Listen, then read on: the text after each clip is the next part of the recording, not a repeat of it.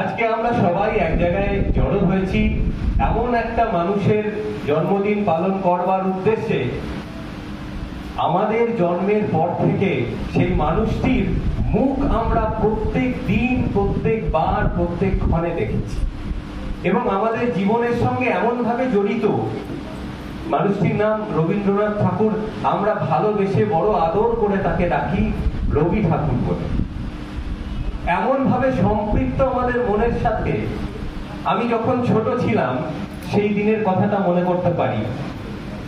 ছোট ছিলাম, হঠাৎ করে জানলাম যে আজকে আমাকে একটি কবিতা বলতে হবে। তো কবিতাটা বলার উদ্দেশ্য কেন? রবীন্দ্রনাথ ঠাকুরের জন্মদিন পালন করা হবে আমাদের পাড়ার মোড়ে। আমার পাড়ার বেশ কিছু কাকা বা মাসি বা একটু বড় যারা, তারা সবাই আয়োজন করলো। আমাদের বাড়ি থেকে একটি চৌকি নিয়ে যাওয়া হলো, পাড়ার মোড়ে সেই চৌকিটাকে বসানো হলো।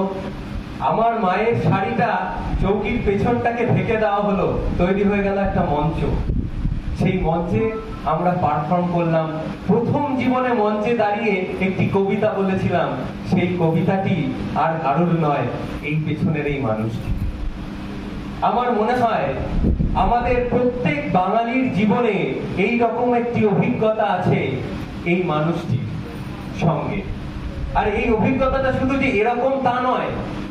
বাঙালি মানে আমি বলছি যে কোনো বাঙালি, উচ্চশিক্ষিত বাঙালি, সেই বাঙালি ধরুন প্রথাগত শিক্ষা নেই, কিন্তু সেই বাঙালিও মনের প্রাণে একবার করে স্মরণ করে। কেন স্মরণ করে জানেন? কারণ আমাদের যে কোনো আবেগ যখন বহিঃপ্রকাশ করতে চায় তখন আমাদের প্রয়োজন ভাষা।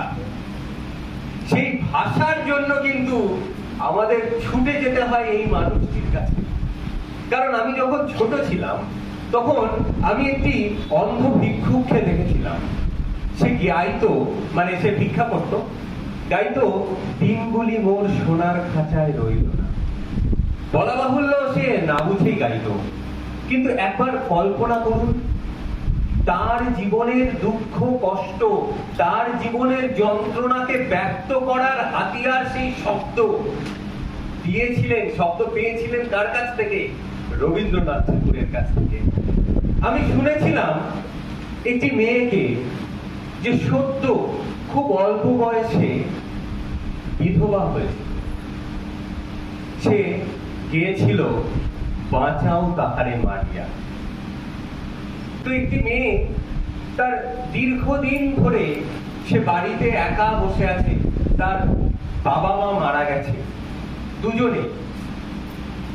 সেই মানুষটিকে যখন একটি বিবাহের আসরে গান গাইতে বলা হয়েছিল, সে খুব ভালো গান গাইতো। তো গিয়েছিল কি জানেন? সে গিয়েছিল আমার দিন ফুরালো ব্যাকুল বাদল সাজে। অর্থাৎ আমি এই কারণেই বলতে চাইছি, যে কোনো কিছুর অনুভূতির জন্য আমরা বারবার রবীন্দ্রনাথের কাছে যাই। আর আমরা যখন রবীন্দ্রনাথের সমস্ত রচনা বলি, যেখানে আমাদের একজন পূর্ববর্তী বক্তা বলে গেলেন যে সারি সারি সাজানো রবীন্দ্রনাথের বই, এত বই লিখেছেন, এত তার মানে ভাবা যায়। তাহলে সেই বইগুলোর থেকে কিন্তু আমরা ধার করে নিই আমাদের আবেগগুলোকে বহিঃপ্রকাশ করার জন্য। এই মানুষটি, আর এই মানুষটি এই রকম বহিঃপ্রকাশ করতে করতে আমরা মাঝে মাঝে এত অবাক হয়ে যাই, ভাবি একটা মানুষ তো, সেই মানুষটি সারা জীবনে এত কিছু লিখে গেলেন। শুধু লিখলেন না, শুধু তার লেখাটা কি কোনো রম্য রচনা শুধু নয়, শুধুমাত্র গল্প নয়, শুধু কবিতা নয়, কোনো শুধুমাত্র যে ফুল পাতা চাঁদ তারার গল্প নয়। তিনি লিখলেন বেশ কিছু প্রবন্ধ, দেশ নিয়ে লিখলেন, জাতি নিয়ে লিখলেন। আজ থেকে এত বছর আগে রবীন্দ্রনাথ লিখে গেছিলেন। আসলে তিনি লিখে যাননি, আপামর বাঙালির কাছে বেঁচে থাকার হাতিয়ার দিয়ে গেছেন। তাই আজকে আমরা সবাই স্মরণ করি। কিন্তু এই স্মরণটা আমরা কেমন ভাবে করি? এই মানুষটি আমাদের কাছে এমন জায়গায় পৌঁছে গেছে, রবীন্দ্রনাথ ঠাকুর আর রবি ঠাকুরের আর যে কোনো ঠাকুর যাদের আমরা প্রণাম করি যেন অবিচ্ছেদ্য হয়ে গেছে। একই সঙ্গে রবীন্দ্রনাথ ঠাকুর, আমি ছোটবেলায় ভাবতাম রবীন্দ্রনাথ ঠাকুর বোধহয় লক্ষ্মীনারায়ণ ঠাকুরের মতোই আরেকজন ঠাকুর। এই ভাবনাটা কেন এসেছিল? যে আমরা যখন কোনো একটা বিপদে পড়ি তখন ঠাকুরের কাছে স্মরণ করি, তেমন যে কোনো বিপদে যা কিছু আনন্দ দুঃখ যে কোনো ভাবাবেগের জন্য রবি ঠাকুরের শরণাপন্ন করি। আর এই শরণাপন্ন শুধুমাত্র আমি তা নয়, আমার পাড়ার চায়ের দোকানের কেষ্ট সাই বাবা আর নেতাজির ফটোর সাথে সাথে রবীন্দ্রনাথ ঠাকুরের ফটোতেও রোজ ধূপধুনো দিয়ে সন্ধে দেয়। অর্থাৎ তার আবেগের বহিঃপ্রকাশ, তার শ্রদ্ধার্ঘ্য ওইভাবে। আর রবীন্দ্রনাথের গবেষিকা, তিনি চলে যান একটা বড় গবেষণা পত্রের রচনার উদ্দেশ্যে। অর্থাৎ সেই মানুষটি এই মানুষটিকে শ্রদ্ধার ধরনটা আলাদা। অর্থাৎ যে কোনো মানুষ এই মানুষটির কাছে এতটাই ঋণী, তাই শ্রদ্ধার্ঘ্য মানে যখন নিবেদনের পালা আসে তখন কিন্তু সত্যি আমরা একটুও খামতি দিই না।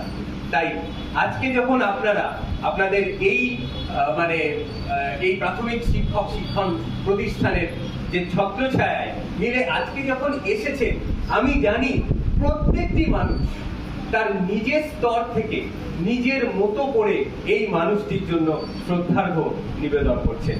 কেউ বোধহয় মঞ্চ সাজিয়েছেন, কেউ বোধহয় এই যে পেছনের যে গ্রাফিক্সটা তৈরি হয়েছে কেউ বানিয়েছেন, কেউ সঞ্চালনা করছেন, কেউ নৃত্য পরিবেশন করছেন, কেউ আবৃত্তি করছেন, কেউ কিছু করছেন না, ওখানে বসে থেকে স্থির মনে একাগ্র চিত্তে মানুষটিকে স্মরণ করছেন।